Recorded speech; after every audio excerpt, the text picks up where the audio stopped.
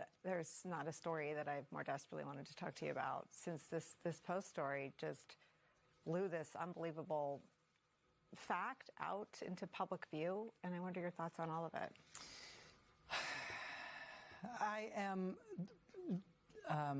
disturbed by this, I think, as everybody is. I was taking a step back from this, Nicole. I don't understand why we're going to war with Venezuela.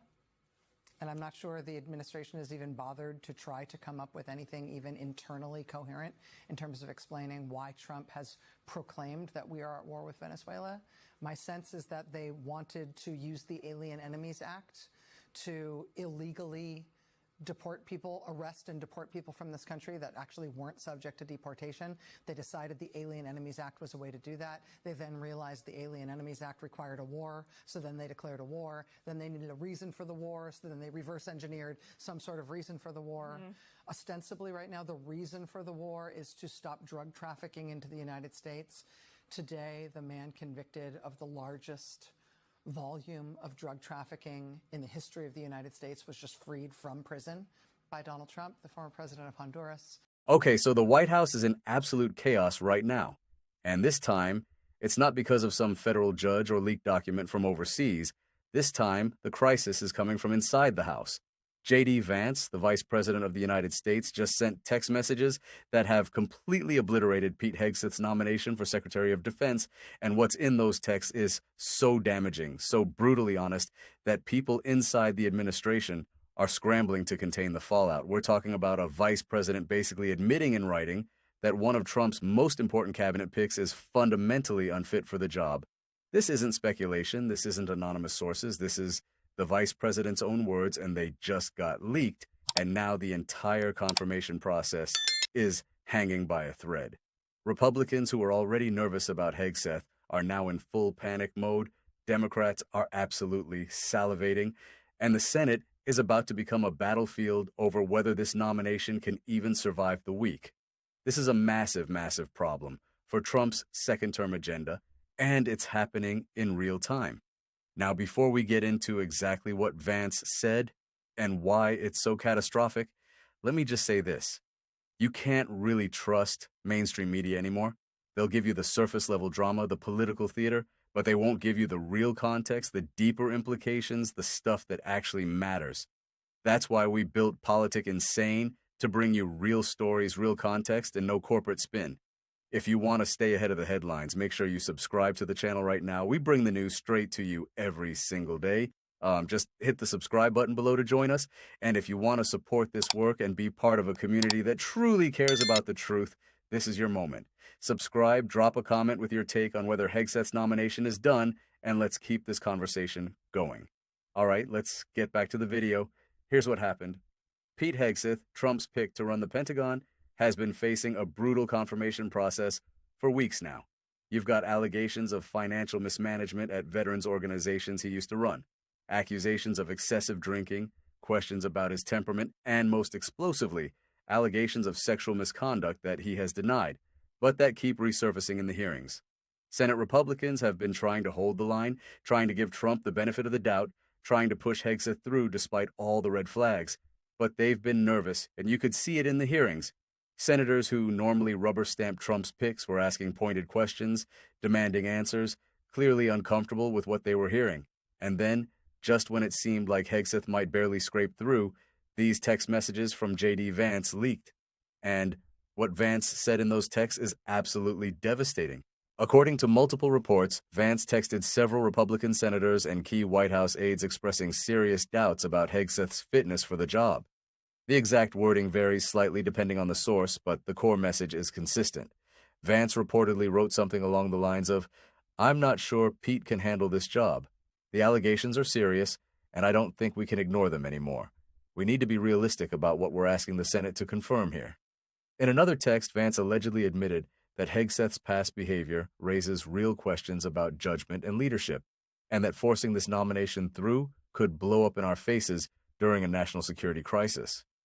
Let me say that again. The Vice President of the United States, Trump's own running mate, the guy who's supposed to be the ultimate loyalist, just admitted in writing that Pete Hegseth might not be capable of running the Department of Defense. That's not a minor concern. That's not a quibble over policy.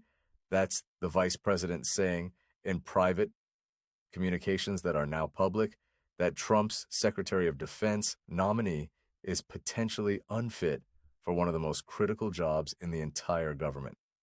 And here's where it gets worse. These texts didn't just stay private. They leaked. Someone, either a Republican senator who received them, the White House staffer who saw them, or someone in Vance's own orbit, decided that these messages needed to get out. And now they're everywhere. CNN has them. The New York Times has them. Politico has them. Every major news outlet is running with this story, and the damage is catastrophic. Because now every single Republican senator who was on the fence about Hegseth has covered a vote no. They can say, look, even the vice president has doubts. How can we, in good conscience, confirm someone when Trump's own number 2 is expressing these concerns? And Democrats who were already planning to vote unanimously against Hegseth now have the ultimate talking point. They're going to stand up on the Senate floor and read Vance's text verbatim. They're going to ask Republicans, are you really going to ignore the vice president's warnings? Are you really going to put party loyalty over national security? The White House is in full damage control mode. According to sources inside the administration, Trump is absolutely furious. He's reportedly been on the phone all morning, screaming at staff, demanding to know who leaked the texts, threatening to fire anyone connected to the leak. Vance, meanwhile, is trying to walk it back. His office put out a statement saying the texts were taken out of context and that Vance fully supports Pete Hegseth and believes he will be an outstanding Secretary of Defense. But here's the problem. You can't unring this bell. The texts are out there, the words are clear, and no amount of spin is going to change the fact that the vice president expressed serious doubts about Hegseth's qualifications in writing. Republican senators are now openly saying they need more time to review the nomination. Susan Collins, Lisa Murkowski, Mitt Romney, even some Trump-aligned senators like Lindsey Graham are all suddenly talking about the need for additional hearings and further investigation. That's Senate speak for this nomination is in serious trouble. The vote, which was supposed to happen this week, has now been delayed indefinitely. And with every day that passes, more damaging information seems to come out. Yesterday, it was the text. Today, there are reports of additional allegations from Hegseth's time running veterans groups. Tomorrow, who knows? But the trajectory is clear. This nomination is collapsing in real time. Now, let's talk about what this actually means, because this isn't just about one cabinet pick. This is about the fundamental stability and credibility of Trump's second term, and it's about the relationship between Trump and Vance, which just took a massive, possibly irreparable hit. First, understand that the Secretary of Defense is not some mid-level appointment.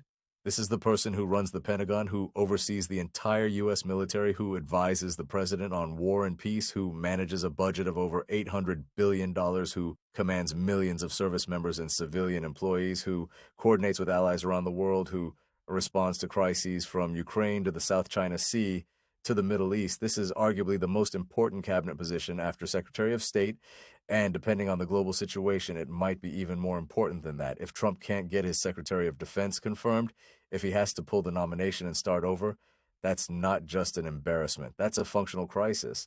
Because right now, the Pentagon is being run by an acting secretary, someone who doesn't have the full authority, the full legitimacy, the full trust of Congress and the military brass. And that's fine for a few weeks. But if this drags on for months, if Trump has to go back to the drawing board and find a new nominee and go through the whole confirmation process again, that's a massive vulnerability. Adversaries are watching, China is watching, Russia is watching, Iran is watching, and they're seeing chaos and dysfunction at the very top of the American national security apparatus. Second, this completely undermines Trump's authority with his own party. Think about it. Trump picked Hegseth, Trump vouched for him, Trump stood by him even as the allegations piled up.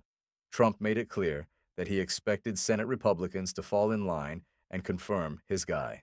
And now, his own vice president has publicly, even if unintentionally, sabotaged that nomination. That's not loyalty, that's not teamwork, that's either gross incompetence because Vance should have known better than to put those doubts in writing, or it's something much worse. It's Vance positioning himself as the responsible adult in the room, the guy who's willing to tell hard truths even when Trump doesn't want to hear them. And if you're a Republican senator, especially one who's thinking about 2028, especially one who might not be entirely comfortable, hearts out with Trump's increasingly erratic decision-making, That's a very attractive alternative. Like Vance just showed that he's not a blind loyalist. He's someone who will push back, even privately, when he thinks Trump is making a mistake. And that's going to matter a lot because right now the Republican Party is trying to figure out what happens after Trump. And Vance, intentionally or not, just made a very strong case that he's the future, not the echo. Third, this is going to make every future Trump nomination infinitely harder. Because now, every time Trump picks someone controversial, every time he picks someone with a messy past or questionable qualifications, Senate Republicans are going to remember this. They're going to remember that even Vance had doubts. They're going to remember that ignoring red flags can blow up spectacularly, and they're going to be much, much more cautious. Trump's whole governing strategy for his second term has been to move fast, to jam through his agenda, to overwhelm opposition with speed and volume. But that only works if Senate Republicans are willing to rubber stamp his picks, his policies, his executive orders. If they start pushing back, if they start demanding more scrutiny, more hearings, more accountability, then Trump's entire second-term agenda slows to a crawl, and that's exactly what's starting to happen. You're already seeing it with other nominations. Trump's pick for Attorney General is facing new questions. His pick for CIA Director is getting a harder look. His pick to run the Department of Homeland Security just had a disastrous hearing. The Hegseth collapse isn't happening in a vacuum. It's part of a broader pattern of Senate Republicans starting to reassert their independence, starting to remember that they're a co-equal branch of government, not just a rubber stamp for the White House. Fourth, this is a gift to Democrats heading into the 2026 midterms because Democrats are going to run on this. They're going to run on chaos and incompetence. They're going to run on Trump's inability to govern effectively. They're going to run on the idea that Trump's second term is already falling apart, that he can't even get his own vice president on board, that he's picking unqualified loyalists over competent professionals, and that the result is a national security crisis. And it's going to be effective because voters care about competence, they care about stability, they care about whether the people running the government actually know what they're doing. And right now, Trump's administration looks like a clown car.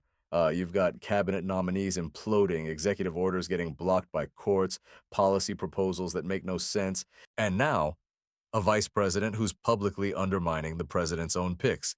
That's not a recipe for electoral success. That's a recipe for a bloodbath in the midterms. And if Democrats take back the House and expand their Senate majority, Trump's presidency is effectively over.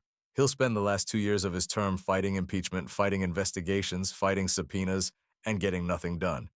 Fifth, this is doing real damage to America's credibility with our allies.